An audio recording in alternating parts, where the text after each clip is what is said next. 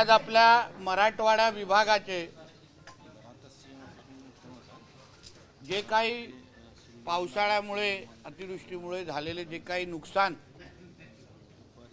आमच्या मत्स्य खात्याच्या दृष्टिकोनातून म्हणजे जे मत्स्य तलाव आहेत आणि आमच्या मच्छीमार बांधवांचं झालेलं नुकसान त्याच्या आढावा बैठक आणि पाहणी करण्याच्या दृष्टिकोनातून आज माझा हा दौरा छत्रपती संभाजीनगरचा मी आयोजित केलेला।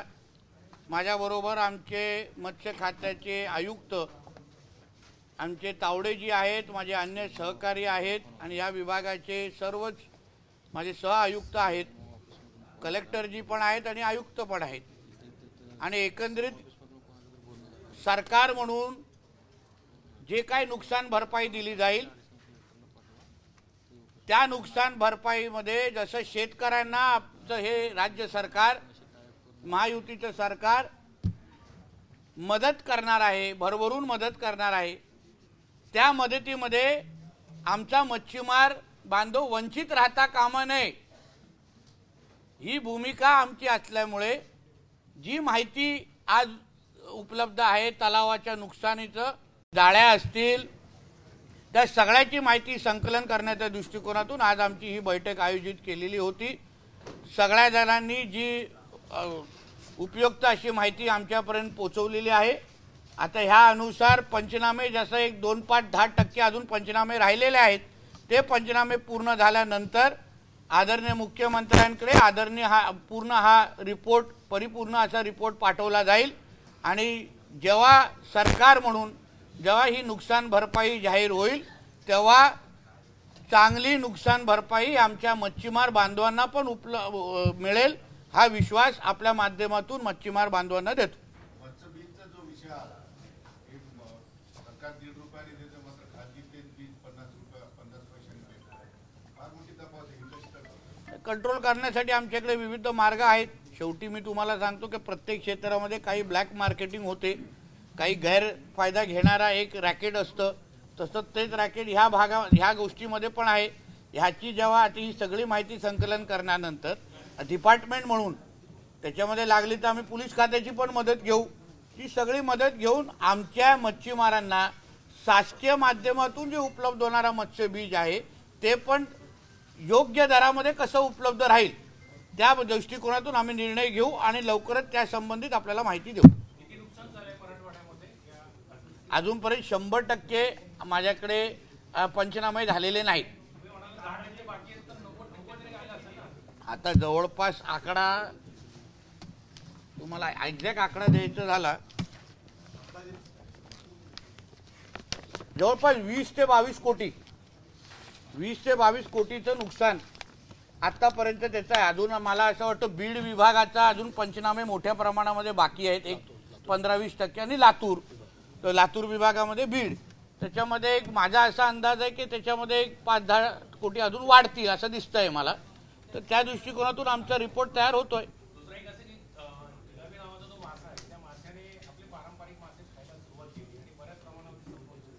त्या बाबतीमध्ये केंद्राकडे मी प्रस्ताव पाठवण्याच्या तयारीमध्ये आहे। मी जेव्हा लातूर विभागाची बैठक काही महिन्या अगोदर घेतली त्याच्याही मला तक्रार त्या बाबतीमध्ये आलेली आहे।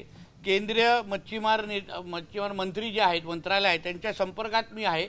मी माझी माहिती संकलन करून त्यांच्याकडे मी रिपोर्ट सादर करणार आहे जेणेकरून त्याच्यावर बंदी कसा आणता येईल त्या दृष्टिकोनातून आम्ही पावलं उचलतोय। तलावाचं पार्टिशन करून एकपेक्षा जास्त संस्थांना द्यायचा जो विषय आहे त्याच्यामुळे संस्थांमध्ये भांडणं होऊ शकतात किंवा मालाचं कसं पार्टिशन होणार, मध्ये जर काही भिन्न असेल तर मच्छी इकडून तिकडे जाणार आहे, त्याची काय कशी करणार, त्याच्यामुळे बऱ्याच अडचणी सांगतात। नाही, आता सोमवारी आमचे मच्छीमार सेलचे अध्यक्ष वानखेडेजी आणि त्यांच्या सगळ्याच सहकाऱ्यांचं सोमवारी या संदर्भात मी मंत्रालयामध्ये बैठक लावलेली आहे। ते जी माहिती तिथे देतील, जे प्रश्न मांडतील त्या दृष्टिकोनातून मच्छीमारांना मदत होईल या दृष्टिकोनातून आम्ही निर्णय घेऊ। जायकवाडी सारख्या जलाशयांवर फ्लोटिंग सोलार एनर्जीचे प्रोजेक्ट आणतात, त्यामुळे शेकडो हजारो मच्छीमार त्याच्यावर डिपेंड आहेत, त्यांना भविष्यामध्ये त्रास होणार आहे, त्यांच्या उदरनिर्वाहाचा प्रश्न आहे। तर फ्लोटिंग सोलार एनर्जी हे विषय तुमच्याकडे नाही आहे जायकवाडी, अलाउड नाही आहे। आम्ही तोच मुद्दा आम्ही काही महिन्या अगोदर आम्ही बावनकुळे साहेबांकडे तो प्रस्ताव दिलेला आहे, मुख्यमंत्री साहेबांकडे पत्रव्यवहार आम्ही केलेला आहे की जेवढे आम्ही अगर मत्स्य व्यवसाय खातं म्हणून जेवढे महाराष्ट्रातील तलाव आहेत, मग ह्या मोठ्या धरणांचे पण असो, उजनी धरण, सगळ्याचे जे काही मत्स्य व्यवसायाची जी जबाबदारी आहे ती तुम्ही मत्स्य खात्याकडे द्यावी, जेणेकरून आज अगर जिल्हा परिषदचे तलावाची जबाबदारी आमच्याकडे असती तर पंचनामे त्याचेही पूर्ण केले असते आम्ही. म्हणून आता जसं मी मच्छीमार बांधवांना सांगितलं, मी काय कारण देणं बसणार नाही, परत जाऊन ग्रामविकास मंत्री आमचे आदरणीय गोरेजी आहेत त्यांच्याशी बोलून ह्यांचे पंचनामे वेळेत करून घेऊ, तो एक भाग.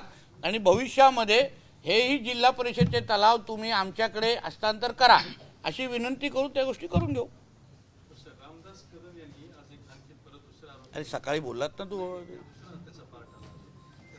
उद्या सकाळी थांबलो तो अजून एक तिसरं होईल. बाळासाहेब ठाकरे यांची बॉडी जेव्हा दोन ठेवली तेव्हा शरद पवारांनी या रामदास कदम आणि मित्रांना बोलवलं, ते म्हणजे की अरे हा उद्धव त्रास देतोय बाळासाहेबांच्या बॉडीला. नाही, एक लक्षात घ्या, जसं मी तुम्हाला सकाळ पण सांगितलं, आता त्याच्याबद्दल त्यांनीच ऐकलं, कारण का उद्धवजीने काय राणे साहेबांना मातोश्रीमध्ये तेव्हा बाळासाहेबांची भेट घेण्यासाठी संधी दिली नाही. जेव्हा काही शेवटच्या दिवसामध्ये राणेसाहेबांना बाळासाहेबांना भेटण्याची फार इच्छा होती, तेव्हाही उद्धवजींनी आपली जी कपटी प्रवृत्ती आहे त्यानुसार राणेसाहेबांना भेट करायला दिली नाही. म्हणून तिथे शेवटच्या 2-3 दिवसामध्ये काय घडलं हे रामदास कदम साहेबांनी तुम्हाला चांगल्या पद्धतीने सांगू शकतात. फक्त आम्हाला एवढं माहीत होतं की स्वित्झर्लंडवरून कोणतरी येणार होतं, ते काही कागदपत्रावर सही झाल्यानंतरच आपण डिक्लेअर करणार आहोत, अशा डिक्लेअर होईल अशा पद्धतीची माहिती आमच्याकडे निश्चित पद्धतीने आहे. म्हणून सकाळी जसं मी तुम्हाला सांगितलं, ह्या बाबतीचं खरं काय खोटं, रामदास कदम खोटं बोलताय, नितेश राणे खोटं बोलतोय, ह्याची खुलासा उद्धव ठाकरेंनी कधीतरी करावं. जेवढे ते गप्प बसतील आम्हाला आमच्या सगळ्या माहितीवर शिक्कामोर्तब होऊन जाईल. बोले, देखिए आज जो नुकसान हमारे मछुआरों को हुआ है, उनके तालाबों को हुआ है, उसके सभी का इंफॉर्मेशन लेने के लिए आज का हमारा दौरा था. सभी हमारे डिपार्टमेंट के सभी ऑफिसर्स, मेरे कमिश्नर, सभी के सब इधर मौजूद थे. सभी से हम लोगों ने इन्फॉर्मेशन ली है. ज़्यादा से ज़्यादा हमारे मछुआरों को मदद कैसे की जा सकती है उसके लिए हमारा रिपोर्ट तैयार करने का काम शुरू है.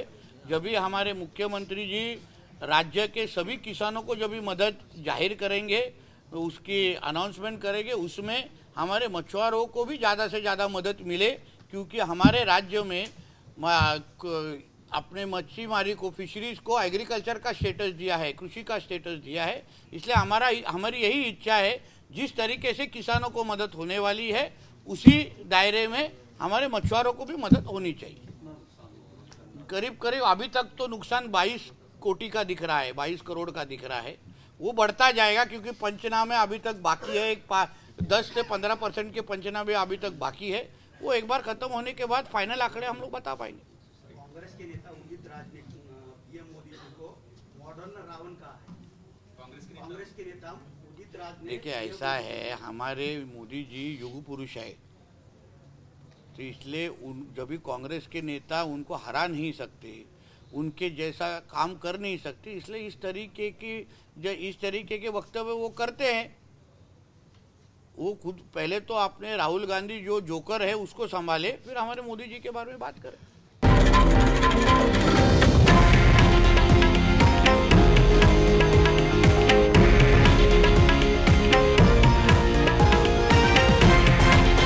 हे आहे देशातील नंबर 1 न्यूज नेटवर्क आणि आपण पाहत आहात TV9 मराठी, एकमेव.